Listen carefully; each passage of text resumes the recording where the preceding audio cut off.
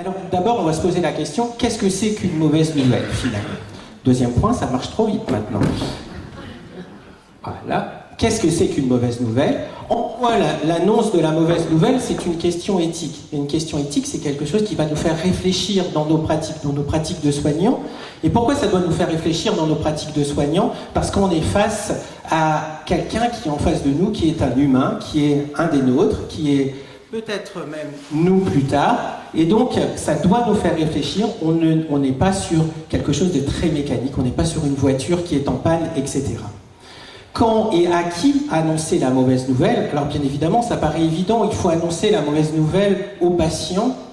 Oui, évident, mais parfois pas si évident que cela pour certaines catégories de patients. Parfois, pour certaines familles qui veulent protéger leurs proches ou leurs malades, ce n'est pas si évident que ça.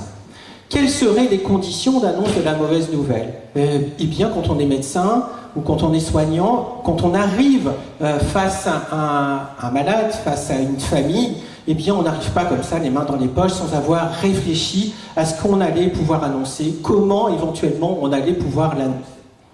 Et enfin, si on a le temps, mais peut-être nous n'aurons pas le temps, on pourrait évoquer quelques mécanismes de défense que pourraient avoir les patients. Mais attention, les mécanismes de défense, il n'y en a pas que pour les patients, il y en a également pour nous soignants. Et annoncer une mauvaise nouvelle peut requérir de nous des difficultés que vous connaissez probablement au travers de vos parcours. Alors, quels sont les enjeux? Finalement, que dit-on? Qu'est-ce qu'on va dire dans l'annonce de cette mauvaise nouvelle? Bien sûr, il va falloir informer. Et on verra tout à l'heure que cette information, elle est capitale. Pourquoi est-ce qu'elle est capitale? Parce que de l'information, il va y avoir du consentement aux soins. Et on ne peut pas consentir aux soins si on n'est pas informé sur ce quoi on doit consentir. En clair, on ne peut pas vous demander d'accepter un traitement si vous ne savez pas à quoi va servir le traitement et quelle est la maladie qui va engendrer cette prise en charge. Donc, que dit-on? Bien évidemment, c'est quelle est la légitimité de ce qui va fonder le soin plus tard. Pour qui le dit-on? Et ça, c'est très important. Est-ce qu'on le dit pour nous, docteurs? Parce que finalement, on a besoin, nous soignants, de dire quelque chose, mais peut-être que ce qu'on a à dire au patient n'a pas vraiment d'intérêt pour le patient. Et qu'on le dit vraiment parce qu'on a besoin de le dire, parce que c'est médico-légal, parce que... Non. Il est important de se dire que quand on annonce une mauvaise nouvelle, il faut aussi que cette annonce soit profitable et serve aux patients qu'on aura en face de nous, à la famille qu'on aura en face de nous, pour qu'ils puissent se préparer dans un traitement ou dans un accompagnement de fin de vie, par exemple.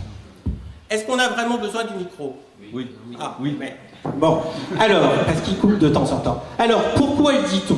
Ça, c'est aussi un élément important. Pourquoi est-ce qu'on doit annoncer cette mauvaise nouvelle? Je vous l'ai dit tout à l'heure, on doit annoncer parfois des mauvaises nouvelles parce que le patient, parce que la famille, ils ont nécessité de se préparer à un avenir qui va être fait de traitement, qui va être fait parfois de non-traitement et parfois qui va être un accompagnement vers une fin de vie. Et ça, c'est extrêmement important de se dire, ça a un intérêt parce que derrière, ça va ouvrir le champ des possibles et on y reviendra tout à l'heure, y compris lorsqu'on est dans une situation de fin de vie.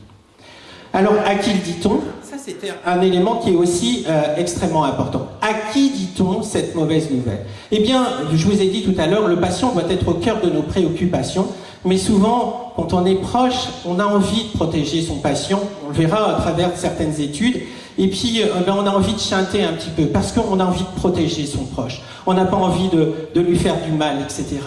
Mais comment ne pas annoncer la mauvaise nouvelle à ce patient? Comment, lui qui a peut-être perdu 3-4 kilos, 5 kilos, 10 kilos, comment lui dire mais non, c'est pas grave, et ne pas lui donner cette information alors qu'il sait bien qu'il se trame quelque chose? Et comment garder sa confiance si vous, proche, vous savez ce qui se passe et que le patient lui-même n'est pas informé de ce qui se passe? Vous voyez, trouble de confiance entre le patient et vous-même au sein de la famille, mais surtout entre le patient et nous soignants, parce que c'est important d'avoir cette alliance pour pouvoir aller dans une approche de thérapeutique ou dans une approche d'accompagnement. Et à quel temps le dit-on? Est-ce qu'il faut tout dire tout de suite? Est-ce qu'il faut le dire de manière progressive? Est-ce qu'on a le temps pour annoncer les mauvaises nouvelles? Et vous verrez tout à l'heure, je vous donnerai quelques exemples, où des fois, effectivement, on a le temps. On a le temps d'annoncer des troubles des fonctions supérieures, c'est-à-dire on perd la mémoire, un petit. Et puis la consultation d'après, on en dit un petit peu plus. Et puis après, on va poser un diagnostic peut-être un peu compliqué. mais parfois c'est plus compliqué parce que la maladie, elle va très vite. Et on n'a pas le temps d'attendre 2-3 consultations pour dire des choses parfois un peu difficiles. Donc c'est important de se repérer sur quels sont les enjeux de cette annonce de mauvaise nouvelle.